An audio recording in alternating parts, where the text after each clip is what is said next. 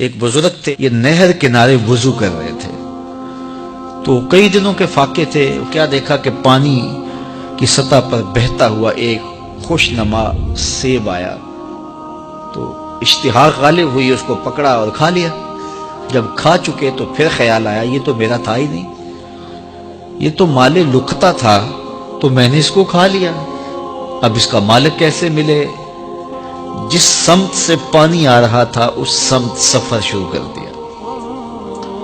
کئی دنوں کی مسافت کے بعد دیکھا کہ ایک باغ ہے جس کی شاخیں اس پانی کی طرف لٹک رہی ہیں، سمجھ گئے کہ یہیں سے گرا ہوگا اور میں نے کھا لیا۔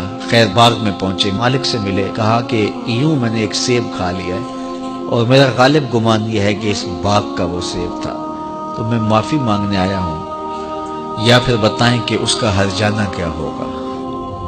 جب مالک باغ نے یہ بات سنی، وہ بھی صاحب نظر تھے، سمجھ گئے یہ تو کوئی در یگانہ ہے، یہ تو کوئی گوہر یکتا ہے، تو تیور بدل لیے، کہا ایسے تو نہیں معافی ملے گی۔ کہا حضرت کیسے ملے گی؟ کہا 12 سال تک میرے باغ کی گوڈی کرنا پڑے گی۔ اللہ اکبر، اور ایک شرط اس کے علاوہ ہوگی۔ کہا ٹھیک ہے، میری غلطی تو معاف ہو جائے گی نا۔ 12 سال تک باغ کی گوڈی کرتے رہے۔ ایک دن فرمانے لگے وہ صاحب باغ جو تھے کہ سیب توڑ کے لاؤ، مہمان آئے ہیں، تو وہ سیب توڑ کے لائے تو وہ کچے ہی تھے، تو کہا تم 12 سال ہو گئے ہو سیبوں کے باغ میں رہتے ہوئے، تمہیں پتہ نہیں کہ کچے سیب اور پکے سیب کیسے ہوتے ہیں؟ کہا حضرت مجھ سے قسم لے لیجئے 12 سال میں ایک دفعہ بھی نظر اٹھا کے سیبوں کی جانب نہیں دیکھا۔ ایک سیب کھایا تھا، میں تو اس کی سزا بھگت رہا ہوں، میں تو گوڈی کرتا ہوں، اوپر کبھی نظر بھی میں نے نہیں اٹھائی۔ سینے سے لگا لیا، کہا ایک شرط تمہاری پوری ہو گئی، اب دوسری شرط ہے کہ میری ایک بیٹی ہے جو آنکھوں سے نابینا ہے، کانوں سے بہری ہے، بول سکتی نہیں، اور وہ اپاہج بھی ہے، چل بھی نہیں سکتی، اس سے تمہارا نکاح کرنا چاہوں، اگر تمہیں قبول ہے تو معافی ہو جائے گی۔ کہا ٹھیک ہے جی قبول ہے، میرا گناہ معاف ہو جائے، میں زندگی کاٹ لوں گا، کوئی بات نہیں ہے۔ خیر نکاح ہو گیا۔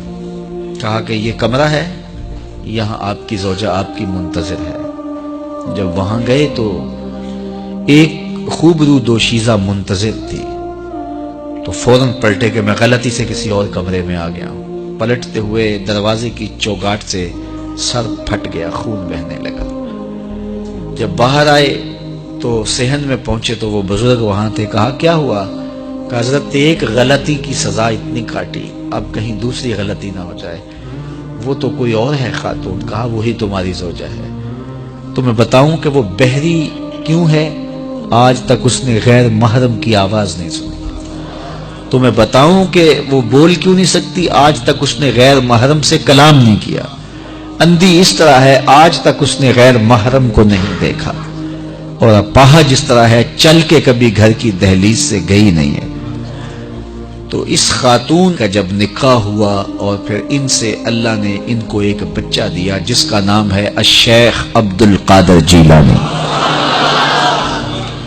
جب ماں باپ اس طرح کے ہوں تو بیٹے اس طرح کے ہی ہوتے ہیں، باپ کا لقمہ پاک، اور ماں اپنی آبرو کی کیسی محافظہ، پھر در یگانہ اور گوہر یکتا جو پیدا ہوتا ہے وہ دین کی احیاء کرنے والا ہے، دین کی مردہ قدروں کو نئی زندگی دینے والا ہے۔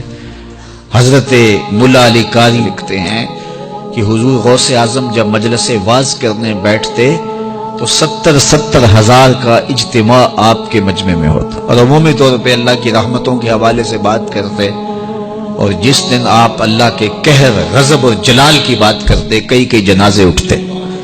یہ آپ کی گفتگو کے اندر عصر کا رنگ اور شیرینی تھی۔ اللہ اکبر۔